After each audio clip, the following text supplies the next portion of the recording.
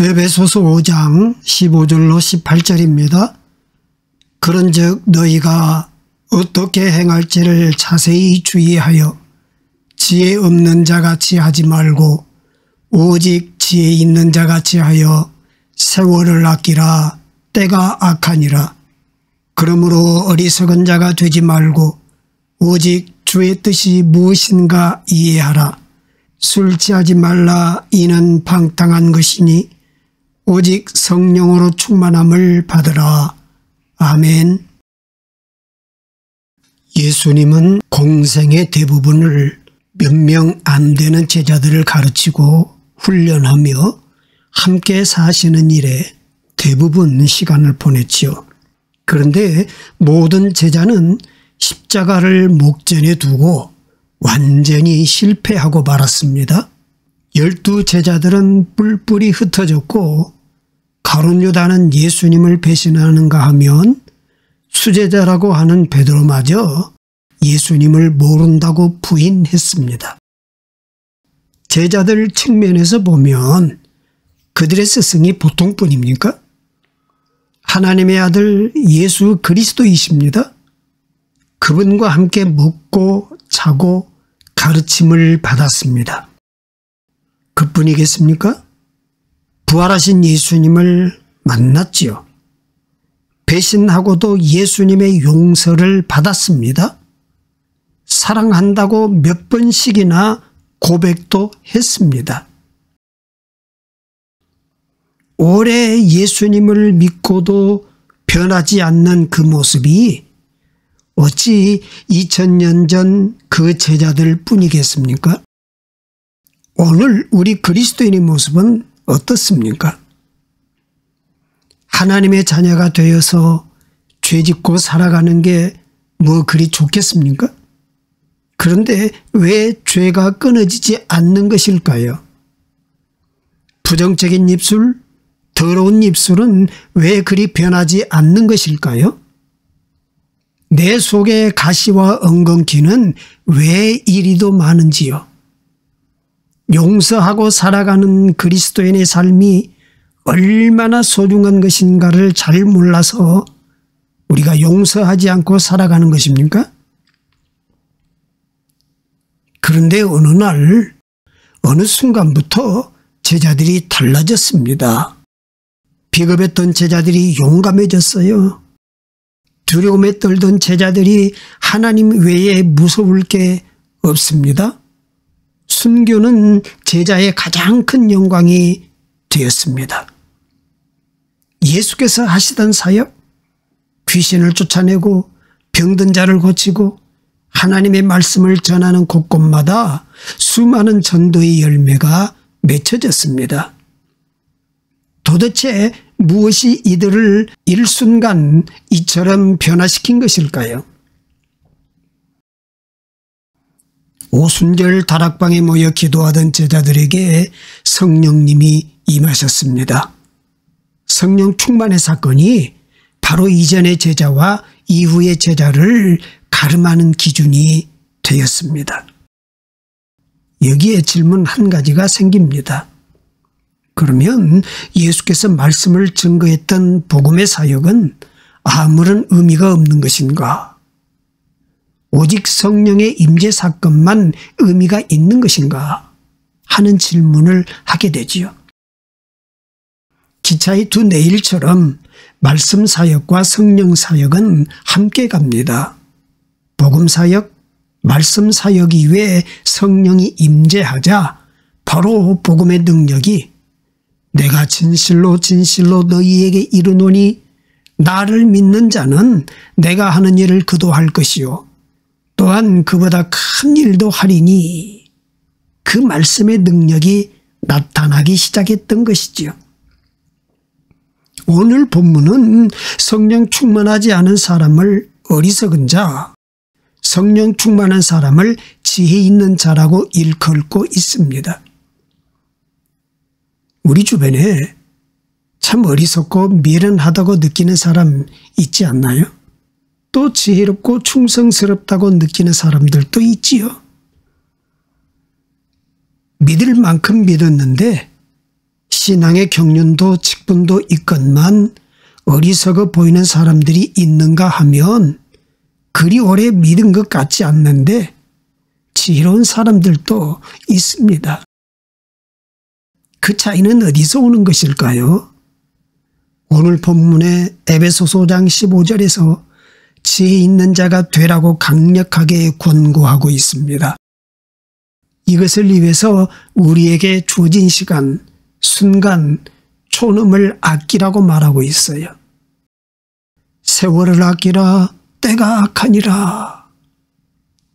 어영부영 인생 허비하다가 초라한 신앙인으로 인생이 끝나버릴 수 있다는 경고이기도 하지요. 어떻게 지혜로운 사람이 될 수 있을까요? 본문 18절에서 사도 바울이 명답을 말씀했습니다. 술 취하지 말라. 이는 방탕한 것이니 오직 성령으로 충만함을 받으라. 오늘 우리가 세상을 살아가며 승리하는 신앙생활을 할 것인가? 아니면 초라한 신앙인으로 하루하루를 살아갈 것인가? 그 기준은 성령 충만하느냐 하는 것입니다. 집사님들 잘 들으세요. 사도행전 6장 3절과 5절 집사의 자격, 집사의 품격이 무엇인가? 성령 충만한 사람이라고 말합니다. 예수님을 만나고 싶으세요? 보고 싶으십니까? 사도행전 7장 55절 말씀에 보면 스데반은 성령이 충만하여 하나님 보좌 우편에 계신 예수님을 뵈었다라고 기록하고 있습니다. 존경받는 장로님, 존경받는 권사님, 직분자로 살아가고 싶으십니까? 초대교회에 가장 덕스럽고 존경받았던 인물 바나바는 사도행전 11장 24절에 보니까 바나바는 착한 사람이요 성령과 믿음이 충만한 사람이라고 기록되어 있습니다. 승리하는 신앙생활에 마스터키가 있다면 성령 충만입니다. 오늘 말씀 가운데 그래 맞아 이렇게 자기 자신을 오버랩 시킬 수 있다면 그는 승리자입니다. 성령 충만하십시오 했을 때 그게 뭔 말이요? 그러면 여러분 지금까지 신앙생활 잘못하셨다 그 얘기입니다. 습관적인 신앙에는 감격도 능력도 없는 것입니다. 오늘의 신앙에 위기가 있다면 성령을 모르는 신앙입니다. 성령이 안 도와줘도 교회를 다니는 사람들, 종교인들이 허다하다고 하는 것입니다. 기독교 역사는 평범한 사람들이 성령의 충만을 경험하고 비범한 역사를 만든 이야기입니다. 너무나도 연약한 존재들이 이적과 기사와 표적을 행하며 능력 있는 교회로 섬길 수 있었던 그 기준은 성령 충만이었습니다. 아무리 좋은 쇳덩이라도 자력이 없으면 바늘 하나를 끌지 못하지요.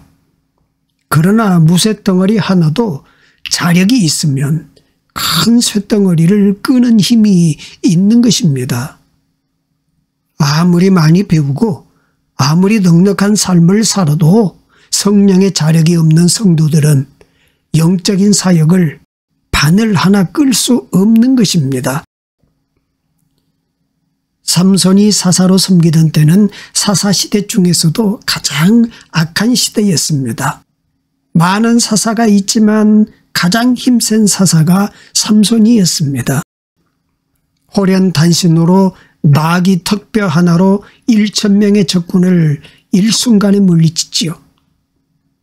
그러나 그에게서 성령이 떠나자 그는 무력한 사사로 전락해버리고 말았습니다. 사사기 16장 20절 21절에 보니까 여호와께서 이미 자기를 떠나신 줄을 깨닫지 못하였더라 이렇게 기록되어 있어요. 이 얼마나 비극적인 기록입니까? 그 다음에 이어지는 말씀이에요.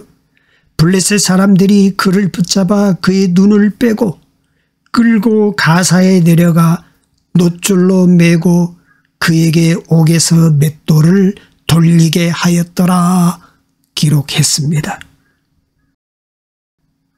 이스라엘 백성들이 광야 여행을 끝내고 요단강을 건너서 가나안 땅에 들어섰을 때 난공불락 여리고 성을 만나게 됩니다. 이 성을 정복하지 못하면 광야 여행도 홍해가 갈라지고 요단강이 갈라졌던 이적과 기사도 아무런 의미가 없습니다. 하나님 앞에 기도하며 공동체를 거룩하게 합니다. 할례를 행했습니다. 유월절을 행하여 구원의 감격을 회복합니다. 그리고 하나님의 은혜를 기다립니다. 바로 이때 여호와의 군대 장관이 나타났습니다. 인생 살다가 홍해가 넘실대고 요단강이 넘실대고 여리고성 장벽이 내 앞을 가로막을 때가 있습니다. 이때 우리 자신을 영원의 그릇을 준비하고 기다리면 여호와의 군대 장관 성령이 임하여 역사하기 시작합니다. 안 되던 일이 되기 시작합니다. 내가 할 수 없는 일을 성령이 친히 역사하십니다. 성경은 말합니다. 술 취하지 말라 이는 방탕한 것이니 오직 성령으로 충만함을 받으라. 부활하신 예수님께서 사랑하는 제자들 곁을 떠나야 할 시간입니다. 이 제자들은 이제 교회를 세워야 할 사람들입니다. 모든 제자가 순교를 당하게 될 것입니다. 그래도 교회를 건강하게 만들어야 할 것입니다. 세계 도처에 복음을 전하는 사역을 감당해야 할 사람들입니다. 어떻게 그것이 가능할까? 우리 주님은 너무나도 잘 알고 계셨습니다. 주님 말씀하시지요. 성령의 임재를 경험하기까지는 이곳 예루살렘을, 교회를, 기도의 자리를 떠나지 말라. 아버지께서 약속하신 것 성령 충만을 기다리라. 그러면 반드시 너희가 성령으로 세례를 받고 성령으로 충만하게 될 것이다 라고 약속하셨습니다. 여러분, 세상이 위중할수록 우리가 감당해야 할 역사가 험악할수록 내가 탄 배는 초라하고 파도는 커져만 갈 때 우리가 구해야 할 한 가지 기도 제목이 있다면 성령으로 충만해지는 것입니다. 주여, 우리에게 성령을 보내주시옵소서. 성령으로 충만케 하여 주시옵소서. 아멘. 사실 성령 충만은 누가의 전문 용어입니다. 성령 충만을 대신할 수 있는 많은 용어가 있습니다만 신약 성경의 성령 충만이란 단어는 약 15회 정도 나와요. 그 중에 단 한 번 사도 바울 서신에는 오늘 본문이 유일합니다. 술 취하지 말라 이는 방탕한 것이니 오직 성령으로 충만함을 받으라. 한 번 외에 14번은 모두 누가에 져서 누가복음과 사도행전에 등장합니다. 누가복음 24장 49절 말씀에 볼지어다 내가 내 아버지께서 약속하신 것을 너희에게 보내리니 너희는 위로부터 능력으로 입혀질 때까지 이 성에 머물라 하시니라. 사도행전 1장 4절 5절에 동일한 말씀이 나와요. 예루살렘을 떠나지 말고, 다시 말하면 기도의 자리 떠나지 말고 내게서 들은 바 아버지께서 약속하신 것을 기다리라. 너희는 몇 날이 못되어 성령으로 세례를 받으리라 말씀하셨습니다. 제자들은 예수님의 십자가 고난의 피 냄새가 묻어있는 이 공포의 예루살렘을 속히 떠나고 싶었을 것입니다. 주님이 곧 임하실 것이라고 종말론을 그렇게 해석했기 때문에 신속하게 복음을 전하고도 싶었을 것입니다. 그러나 예수님은 그것이 힘쓴다고 되는 게 아니라는 사실을 알고 있습니다. 그래서 너희는 먼저 성령 충만을 받으라 말씀하신 것입니다. 성령 충만이 그토록 소중하면 얼른 보내주시면 될 것 아닙니까? 그런데 왜 함께 모여 기도하며 이곳 떠나지 말고 기다리라 말씀하신 것일까요? 성령이 임할 때 받을 준비가 되어져 있어야 합니다. 순종할 준비가 되어져 있어야 한다는 것입니다. 성령 충만 받아서 어떻게 살 것인가를 복음적으로 이해하고 있어야 합니다. 그러므로 기도하며 기다리라. 약속하신 것을 믿고 기다리라. 성령 충만을 받으리라 말씀하고 있습니다. 초대교회가 그랬듯이 이 위중한 종말시대 마지막 때도 마찬가지입니다. 성령 충만을 원할 때 히브리서 10장 25절 말씀에 보니까 모이기를 패하는 어떤 사람들의 습관과 같이 하지 말고 오직 권하여 그날이 가까움을 볼수록 더욱 그리하자 기록하고 있습니다. 예수 믿고 기적이 있다면 성령이 내 안에 임하여 함께 하시는 것입니다. 그것도 내 영혼의 그릇이 흘러넘칠 만큼 충분히 나와 함께 동행하시는 것입니다. 왜소한 신앙인인 내게 추한 냄새 풍기는 내 영혼에 성령이 임하여 나와 함께하고 내 주인이 되고 나를 통하여 하나님의 나라를 이루어가고 성령이 충만히 역사하는 것, 기적이 아니고 무엇이겠습니까? 우리가 성령님을 충만하게 모시는 길이 여기에 있습니다. 우리 영혼의 그릇을 거룩하게 준비하는 것입니다. 말씀과 찬양으로 충만히 채우는 것입니다. 사도행전 2장 38절에 보니까 너희가 회개하여 각각 예수 그리스도의 이름으로 세례를 받고 죄 사함을 받으라 그리하면 성령을 선물로 받으리니 기록하고 있습니다. 회개의 깊이만큼 성령의 역사도 깊어진다는 말씀입니다. 회개의 크기만큼 성령이 더욱 충만히 임한다는 말씀입니다. 20세기 일어났던 강력한 성령의 임재 사건, 충만의 사건, 대부흥 사건은 항상 회개의 사건이었습니다. 하나님 앞에 회개하는 것이 성령의 역사이듯이 성령의 역사로 회개하기 시작하면 성령이 임하게 되는 것입니다. 하나님이 저와 여러분을 사용하는 역사가 일어나게 될 것입니다. 성경은 성령 충만하라 말씀하시며 성령을 거부하는 사람들에게 강력한 부정 문장들을 사용하며 경고하고 있습니다. 성령을 회방하지 마라. 성령을 거역하지 마라. 성령을 소멸하지 마라. 성령을 근심케 하지 마라. 성령을 슬프게 하지 마라. 그 중에서도 가장 무서운 말씀은 성령을 회방하지 마라. 성령을 거역하지 말라는 말씀이지요. 죄 사함을 받지 못하는 죄가 있을 수 있겠습니까? 그러나 똑똑하게 분명하게 성경은 기록합니다. 모든 죄는 사함을 받을 수 있다.